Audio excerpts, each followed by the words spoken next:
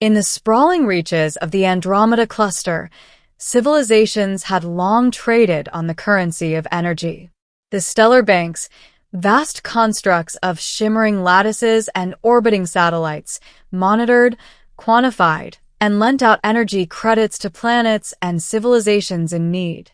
Without these credits, no ship could leave a system, no colony could sustain itself, and no technology could function.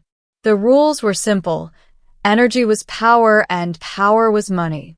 To the established races, the Zalari, crystalline beings who thrived on high-frequency radiation, the Morvani, dark matter entities wrapped in semi-corporeal forms, and the Drax, brute force biomachines with circuits intertwined in their muscles, humans were considered trivial.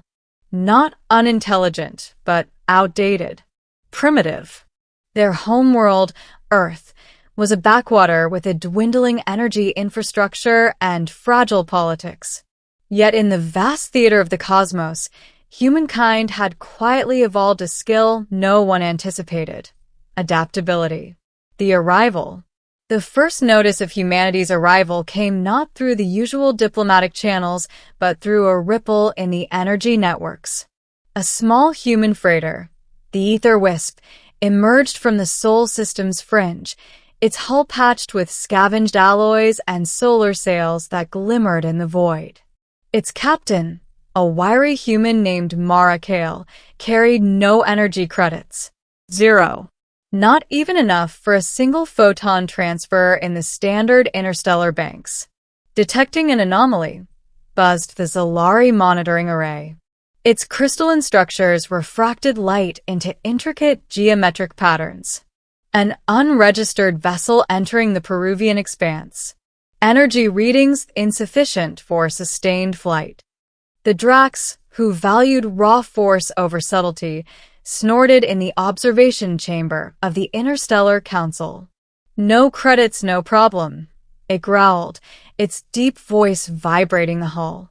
She won't last a parsec before energy starvation sets in. The Morvani, their dark forms swirling in shadow, merely observed. Perhaps, one hissed, this is a curiosity worth watching. Mara Kale did not respond to any signals of protocol. She bypassed the standard energy grids, tapping into nearby stellar winds and magnetic fluctuations, siphoning minuscule particles that most civilizations considered useless. Within hours, she crossed sectors that would normally require substantial energy credits. Her freighter hummed and glowed with a light that was almost alive. By the time she arrived at the core nexus, a station floating at the heart of the cluster, the Interstellar Council had convened an emergency session. The challenge. The Council, representing dozens of species and thousands of planets, was a formidable assembly. Their chambers were a latticework of gravity wells and anti-light projections, where representatives floated suspended, projecting their presence through holographic avatars. "You expect us to accept a ship with 0 credits," demanded an elder Zalari. Its crystalline tendrils vibrated in indignation. She bypassed our controls, infiltrated the core nexus, and has not even a single energy unit in her possession. Mara Kale's avatar, a projection she crafted herself, appeared on the central platform. Unlike the Council's precise forms, her image flickered, grainy but confident. "I'm not here for credits," she said. Her tone was calm, unflinching. "I'm here to offer a solution. Humanity doesn't trade energy, we create it." A murmur of disbelief swept through the chamber. The Drax barked a laugh that shook the station. "Create it? Do you mock us? Every civilization in this sector depends on the grid. Energy doesn't grow on planets." Mara Kale leaned forward. "It doesn't have to. We've developed a process, a method to harness the zero-point fluctuations of space-time itself. Infinite energy. No fuel, no stars, no deposits. And I can demonstrate it." The Council was skeptical, but curiosity prevailed. They issued a challenge. Mara would have one standard Council energy unit, a token, symbolic, worth almost nothing, and she would have to power a small city on the Nexus for 24 hours. Success would force the council to consider her proposal. Failure would see her freighter dismantled. The demonstration. The next day, Mara entered the demonstration chamber. The Nexus City was a test bed, a cube of artificial constructs and simulated urban environments. Its energy demands were designed to be unsustainable for a single credit, even at peak efficiency. Mara activated the core of her freighter. Unlike conventional reactors, which burned fuel or harnessed solar arrays, her device, humans called it the Energium Converter, resonated with the quantum vacuum. It didn't burn anything. It danced with empty space. As the chamber's lights flickered on, the council watched through live feeds. Power grids surged, machines whirred to life, and holographic projections of citizens appeared, moving freely through streets. Lights remained steady. Elevators operated. Water and climate systems ran smoothly. The city thrummed with energy that had no origin. The Zalari representatives' crystal tendrils twitched. Impossible. Our sensors detect no energy input from the freighter. Mara smiled. That's the point. There is no input. There is only the harnessing of what was always there. Hours passed. Systems that should have collapsed remained functional. The council monitored every fluctuation, every photon emission. By the 24th hour, not a single system had faltered. The demonstration concluded. A hush fell over the chamber. Even the Drax, normally quick to mock weakness, was silent. The negotiation the council could not ignore the implications. Infinite energy, available to anyone, upended centuries of galactic economics and political balance. You offer us a paradigm shift, said the Morvani, their form coalescing into a shadowed spiral. But what guarantee exists that you will share it responsibly? Mara replied, humanity has never relied on energy credits as a measure of worth. We'll share it. Openly. No loans, no interest. All civilizations, all planets. There was a pause. Then, slowly, the council began negotiating. Terms were drawn, safeguards proposed. Mara stipulated one condition. The Energium Converter's core technology would be taught, not locked. Every civilization would receive the knowledge to build their own. This will disrupt power structures, warned the Zalari. Entire governments, trade networks, military hierarchies will collapse. Good, Mara said simply. Power should serve life, not control it. The fallout news of humanity's arrival and the demonstrations spread across the Andromeda cluster faster than any transmission ever recorded. For centuries, energy had been hoarded, rationed, and weaponized. Now, a single species, humans, had rendered scarcity obsolete. Planets that had teetered on the brink of collapse received infinite energy. Starships that had been stranded could now explore freely. Agricultural colonies that had suffered famine found their systems fully powered. The balance of the cluster shifted. Some species resisted, clinging to old hierarchies. But even the most stubborn gradually adopted the human method. Within a few decades, the phrase "no credits, no problem" became legendary.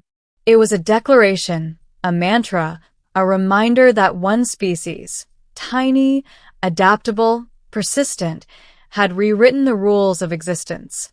Mara Kale returned to Earth briefly, hailed as a hero. But she was not content to rest. Humanity, she knew, was only beginning.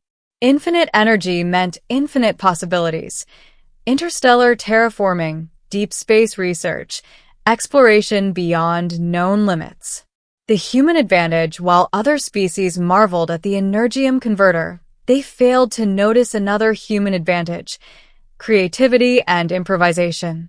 The Zalari tried to mimic the converter in laboratories but required years of recalibration. The Drax attempted brute force replication, only to produce unstable bursts. The Morvani experimented with their shadow matter techniques, but found the human device's interaction with zero-point fluctuations bafflingly elegant. Humans, on the other hand, thrived in uncertainty. They adapted their machines on the fly, integrated unrelated technologies, and iterated designs faster than any single alien bureaucracy could approve. Infinite energy, paired with human ingenuity, produced exponential growth. Within a generation, humans led a coalition of civilizations exploring uncharted space. Energy scarcity was no longer a concern. Political machinations shifted toward exploration, research, and diplomacy. Wars over resources became absurd relics of the past. The first human-led expedition beyond the cluster aimed at a region called the Void Expanse, a sector rumored to contain matter-energy anomalies beyond comprehension. The flagship, Stellar Odyssey, was powered entirely by human infinite energy reactors. Its crew, a mix of human scientists and alien collaborators, ventured farther than any had gone before. Mara Kale watched the launch, her hands resting on the bridge console. "Ready to see the impossible?" asked her co-pilot, a Zalari named Trill. Mara smiled. "Impossible is just an old rule waiting to be broken." As the ship entered hyperspace, Mara reflected on the journey. Humanity had arrived in the galactic arena without wealth, without influence, and without fear. They had nothing to trade but ingenuity, courage, and determination, and with it, they had brought infinite energy. Somewhere beyond the stars, civilizations waited to see what humans would do next. Some doubted, some feared, but all would eventually understand one undeniable truth. No credits, no problem. Humanity had rewritten the laws of the cosmos. Epilogue centuries later, scholars would debate the Kale event, when a single human freighter disrupted the galactic energy hierarchy. Statues of Mara Kale appeared in observatories, research stations, and universities across countless worlds. The phrase, "no credits, no problem," was taught in every school, not as a joke, but as a philosophy. Infinite energy had changed everything, but it was not the machines or the technology that mattered most. It was the human spirit behind it. A species once considered primitive had become the catalyst for a new era, an era where energy scarcity was obsolete, exploration was limitless, and creativity determined destiny. Humanity, small and scrappy, had claimed its place among the stars. And the stars themselves seemed brighter for it. Centuries later, the galaxy would look back on the so-called Kale event as the moment the universe shifted. Mara Kale's freighter, the Ether Wisp, had become legend, not for its size, nor its armaments, but for the idea it carried, that ingenuity and courage could overcome scarcity itself. Statues and memorials of Mara Kale appeared in observatories, spaceports, and universities across countless worlds. The phrase, "no credits, no problem," became a mantra, taught not as a mere slogan but as a guiding philosophy. Civilizations that had hoarded power and energy now thrived side by side with humans, sharing knowledge freely.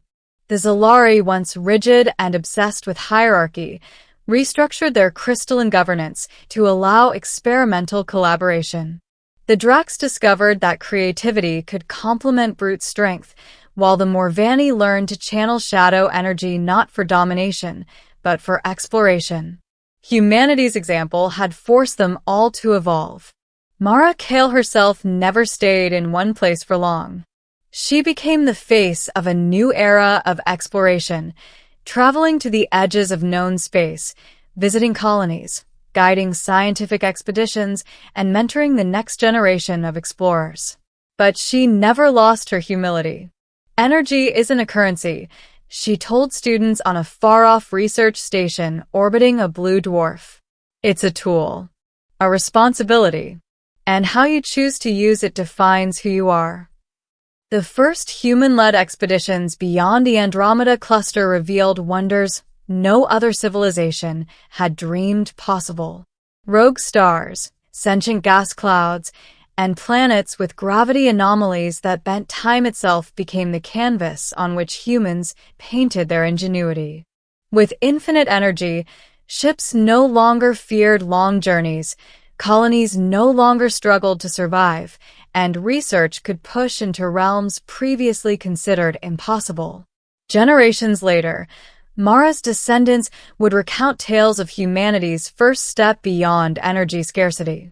Children on planets bathed in artificial auroras would hear the story of a scrappy freighter, piloted by a human with nothing but determination, who harnessed the void itself and gave life to the promise of infinite energy. Even as civilizations expanded further into the universe, some things remained unchanged. Humanity's ability to adapt, to improvise, and to push forward when others hesitated remained their most formidable advantage. And in every corner of the galaxy, the phrase, "no credits, no problem," echoed, a symbol of hope, courage, and the relentless drive to shape one's destiny. The stars, once distant and untouchable, now seemed within reach, not because humans had stolen their power, but because they had learned to dance with it. And as Mara Kale looked out at the endless tapestry of the cosmos, she smiled, knowing humanity had not only survived, they had redefined what it meant to thrive. The galaxy had doubted humanity's worth, dismissed them as primitive and powerless. Yet here they stood, not as mere survivors, but as pioneers, explorers, and harbingers of a future where scarcity, fear, and limits were relics of the past. Humanity had brought infinite energy, not just to power machines, but to illuminate minds, inspire civilizations, and spark a new era of limitless possibility.